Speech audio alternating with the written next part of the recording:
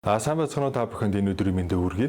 Цоошин дугаараар уулзж байгаа баяртай байна. За өнөөдрийн нэвтрүүлгийн маань сэдэв маань бүр шээс дамжуулах замын халдварын үед өргөн хэрэглэгдэж байгаа ургамлын гаралтай эмүүдийн талаар байгаа. За эдгээр эмүүдийг ярихаас өмнө бол одоо бүр шээсний зам буюу шээс ялгаруулах эрхтэн тогтолцооны талаар тодорхой хэмжээний бол мэдлэгтэй болох хэрэгтэй. Шээс ялгаруулах эрхтэн тогтолцоо гэдэг маань хос бөөр буюу одоо хоёр бөөр гэж хэлж болно.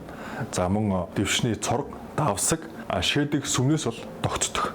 За энэ дундаа бол одоо хамгийн гол шээс ялгаруулаад байгаа эрхтэн маань бол одоо бөөр өөрөө байдаг. Бөөр нь хэвлийн ар хананд сэрийн 12-оос 13 бүслэхийн 1-ээс 3 дугаар нугалмын харалдаа байрладаг шош хэлбэртэй улаавтар өнгөтэй хос эрхт юм. Илгэний тултаас олж баруун бөөр нь зүүн бөөрнөөсөө 1-ээс 1.5 см доор байрладаг. За энэ одоо нөгөө илгэний тулт гэж хэлсэн шүү дээ. Тэгэхээр зүүн бөөр маань за арай дээр баруун бөөр маань одоо 1-ээс 1.5 см доошоо одоо байрладаг гэсэн үг л дээ. Бөөрний маань жим бол ойролцоогоор 150-аас 200 грамм 10-аас 12.5 см урт 5-аас 6 см өргөнтэй тийм хос эрхтэн байгаа. За 1 минутанд бол бөөрөөр ойролцоогоор бол 1.2 литр цус бол эргэлддэг гэж тооцдог.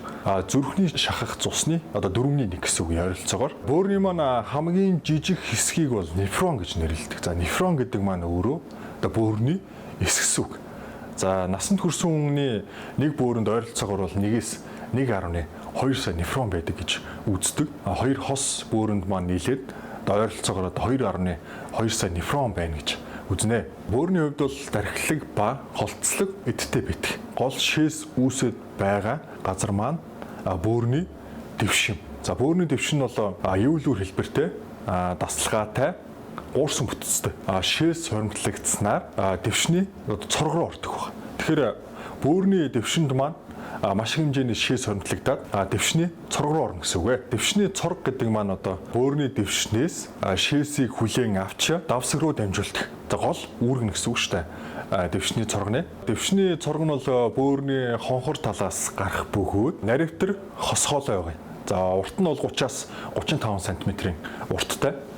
За өргөний хувьд бол 8 мм гэж бол тооцдог. Дэвшний цоргны хан маань бол 3 давхархтай байдаг. Бөөрийн дэвшнээс дэвшний цорг маань давсаг руу шээсийг одоо дамжуулна гэсэн үг шүү дээ. Тэгэхээр за давсаг нь арцгийн төвд оршиж, эрэгтэй хүнд одоо шулуун гидсний өмнөд хан, эмэгтэй хүнд умаа өвтрэний өмнөд хан тулж байрладаг. За хөндөд эрэгтэн бөгөөд за гол үүрэг нь шээс хуримтлуулах үүрэгтэй. Ингэж шээсийг хуримтлуулснараа шээсний сүвэр бол гадагшлуулдаг байгаа. За насанд хүрсэн хүний давсаг маань 200-аас 500 мл-ийн багтаамжтай. Иймээс за тухайн давсаг маань 200-аас 500 мл шээсийг хадгалаад тухайн шээсийг бол шээсний сүвэр бол гадагшлуулна гэж байна. Гол гадагшлуулж байгаа шээсний сүв гэж хэлээд байгаа эрхтэн маань бол давсагт хуримтлагдсан шээсийг гадагшлуулах үүрэгтэй. Шээсний сүвийн хувьд бол эмэгтэй хүнд богино, эрэгтэй хүнд урт байдаг.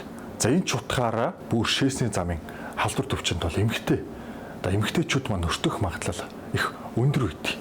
За ягаад гэвэл саяны шээсний сүм маань одоо богино байдагтай бол холбоотой байдаг. За ерөнхийдөө одоо шээс үүснэ гэдэг маань бөөрийн дэвшинт шээс маань үүсээд дэвшний цоргоор дамжин давсагт очиж байгаа. За тухайн давсагт хуримтлагдсан шээс маань нэгсэндээ одоо шээсний сүвэр гадагшлал гэсэн үг л дээ. За маш энгийн ойлголтоор бол бөөр шээсний замын халдварын гол шалтгаан маань бол мөөгөнцөр, заммон, нян одоо вирусээр бол үүсгдэг. За энэ гурвын аль нэгээр нь юм уу эсвэл одоо хавсарсан байдлаар үүсэх магадлал их өндөр байдаг. Энэ дундаа нянгаар үүсгэгдсэн тохиолдолд бол антибиотик эмчилгээг заавал хийх шаардлага гардаг.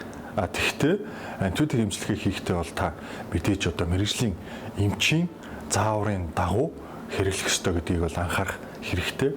Тиймээс бол бүр өвдсөн тохиолдолд бол янз бүрийн антибиотикийг дур мэдэн хэрэглэж болохгүйг та анхаараарай. За учир нь гэвэл маш олон төрлийн нянгаар үүсгдэг учраас тухайн нянг устгах одоо тухайн энэ сонгомлоор очиж нөлөөлөх буюу өхүүлэх үйлчилгээтэй антибиотикийг за мэдээж танд эмч маань бол маш оновчтой сонголтоор хэлж өгнө. Тиймээс та энэ дөр бол маш анхааралтай дур мэдэн биш. За эмчийн завраар хэрэглэнэ гэдгийг бол анхаараарай. Хавсарсан болон дангаар за урьдчилан сэргийлэх зорилгоор бол одоо өнөөдрийн ярих ормолын гаралтай юмуудыг хэрэглэдэг. За эдгээр юмуд маань одоо гол давуу тал нь гэвэл одоо интуитив биш учраас бол өөр өөрсдийн гэсэн үйлдэл нь нингийн эсрэг, за мөн үргэлжлэлийн эсрэг, за тухайн тайрлаганд орсон эмийн урмалууд маань хүний бие организмд яг ямар үйлдэл үзүүлэх вэ гэдгээс хамаарч тэр юмуудыг сонголтыг бол хийдэг. За эдгээр юмуудыг бол мэдээж дур мэдэн бас хэрэглэхгүй. Тиймээс бол одоо та мэргэжлийн эмчтэйгээл мөн зөвлөлтүүд өөрт тохирох урмлын гаралтай юмуудыг сонгох ёстой. Мөн анхаараарай. Мөн нэмж хэлэхэд манай шидэт түн контентын одоо гол зорилго маань эмийн зохистой хэрэглээний талаар мэдээлэл түгээх мөн адил найрлагатай мөртлөө за өөр нэршлэр байдаг юмуд төдийлөн эмчилгээнд өргөн нэвтрээгүй юмуудыг бол тайлбарлахад оршиж байгаа. Одоо жишээ нь цангис жимсний хандамал маань бол одоо 2-3 төрлөөрөө Монгол оронд бол өргөн хэрэглэгдэж байна. Эдгээр юмуудыг одоо цааш нь дэлгэрүүлэн нэг нэгээр нь танилцуулъя. Тэний танилцуулах юм нь бол кенефрон гэж байгаа. За энэ юм маань бол үрэл буюу шахмал гэж хэлж болно. За мөн 100 мл-ийн туслаараа битгий. За яагаад ийм хоёр янзаар гарч байгаа вэ гэвэл одоо нэгээс дээш насны хүүхдэд хэрэглэх боломжтой мөн жирэмсэн эхчүүд хэрэглэх боломжтой гэдэг утгаараа уухт бол хоёр янзаар гарсан баг. Туслаар уухт бол мэдээж одоо нэгээс дээш насны хүүхдэд өгөхөд маяулгүй. За тухайн хүүхдэд бол их амар байдаг учраас бол туслыг бол өргөн сонгож хэрэглэдэг. За үрэл гэж нэрлэдэг. Дотроо 60 ширхтээ. Кенефронд бол идэвхтэй агуулгадж байгаа одоо бодисууд гэж одоо хэлж болно л доо. Гол найрлагын 3 төрлийн урмал байдаг. За эхнийхд бол розамарины навч гэж байгаа. За хоёрт нь бол левстукумийн үндэс, гуравт нь центрумын өвс гэж байгаа.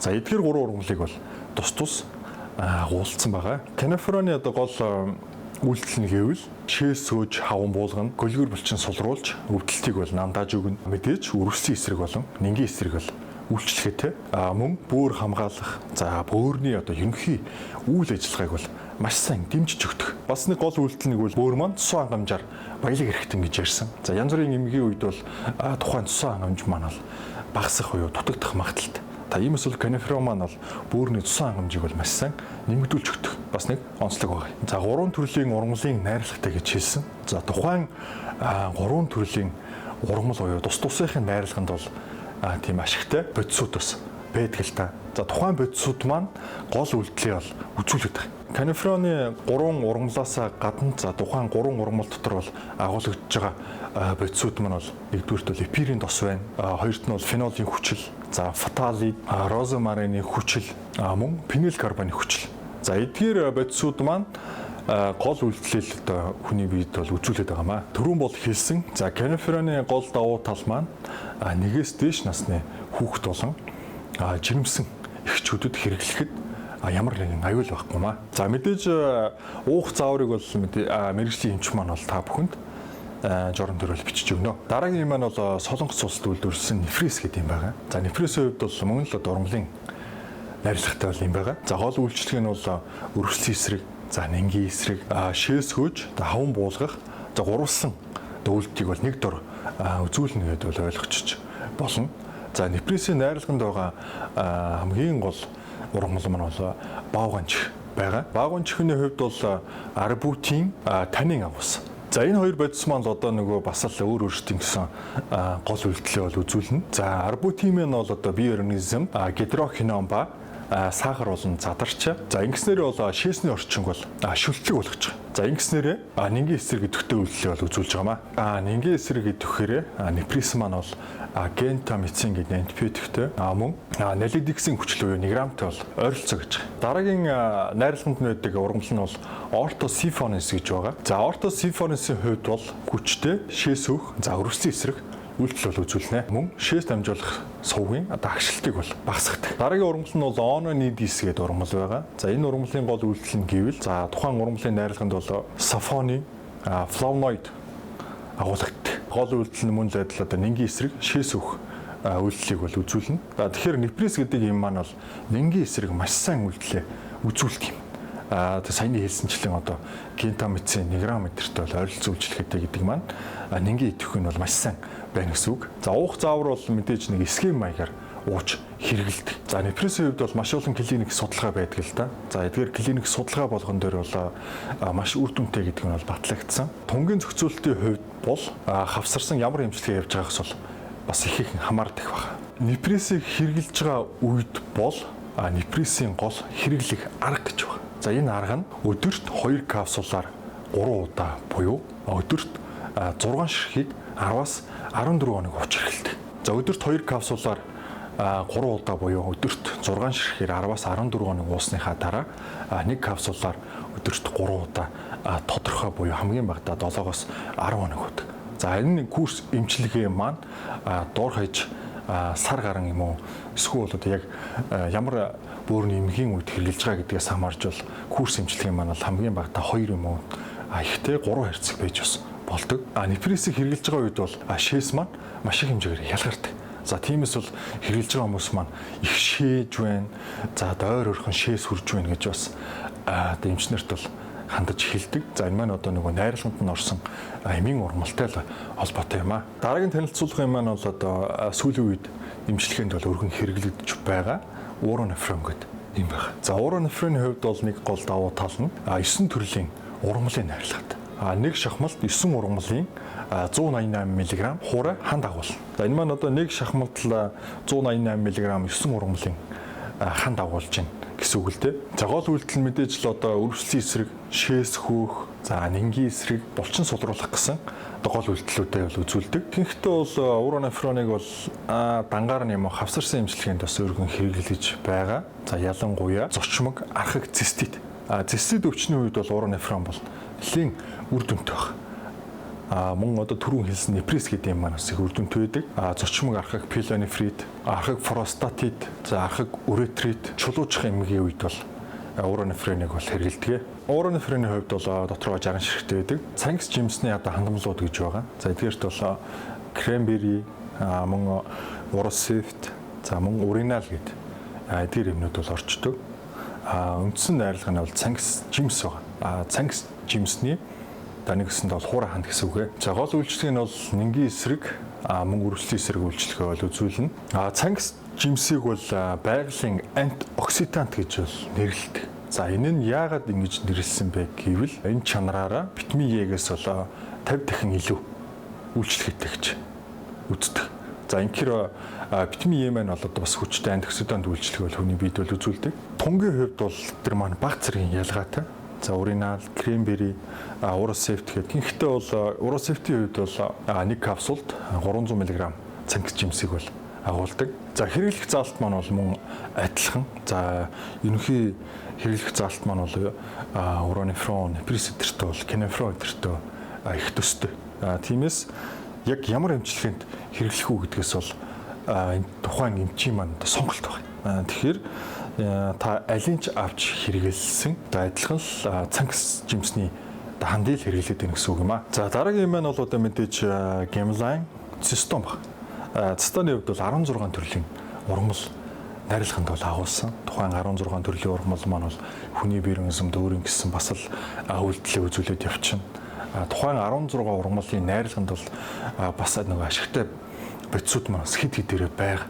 Тэгэхээр 16 ургамлыг нэг хэсэнд одоо хэрэгжилж байгаа ч гэсэн одоо цаана ашигтай хэд хэдэн бодисууд маань одоо 16-аас илүү буюу 20 грамм байдаг гэж бол үздэг. Тестоны гол нэг давуу тал нь бол дотроо 60 ширхэг буюу одоо бусад ургамлын гаралтай эмнүүдээс хамгийн олон ургамал агуулсан гэдгээр за мөн энийгээ дагаад ч гэсэн ерөнхий үйлдэлийн механизм буюу одоо ерөнхий үйлдэл нь хүний биед бол маш олон төрлийн үйлдэлийг бол үзүүлнэ гэсэн үг. Тестоны гол хэрэглэх заалт маань гэвэл чулуучлалтыг зогсоох бүр шээсний замын чулуучлалтыг зогсооно гэсэн үг. За энэ дундаа бол оксалатын чулуу, фосфатын чулуу, ураны хүчил ба уратын чулуужилтан, талс ялгарах хагалгааны дараа бүр давсагны замд одоо дахин чулуу үүсгэхээс сэргийлэх холимог чулуу, гликолийн хүчил буюу одоо эдгээр эмгийн үед бол өргөн хэрэгэлдэг. Гол нэг давуу тал нь одоо нөгөө тесто маань жирэмсний үед бол хэрэгжилж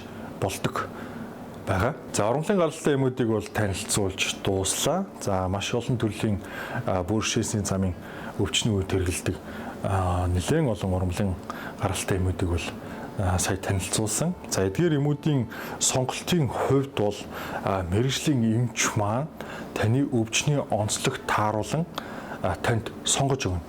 Тиймээс та дур мэдэн эдгээр юмуудыг хэрэглэхгүйг анхаараарай. Энэ удаагийн нэвтрүүлэг маань энэ хүрээд өндөрлөлөө. Да манай шидэт тун пэйж хаягаар та одоо яг ямар юмуудын талаар контент бэлдүүлмээр байгаагаа чат очих юм уу, комент өччих үлдээгээрэй. Дараагийн нэвтрүүлгээр уулзтлаа. Түр баяртай.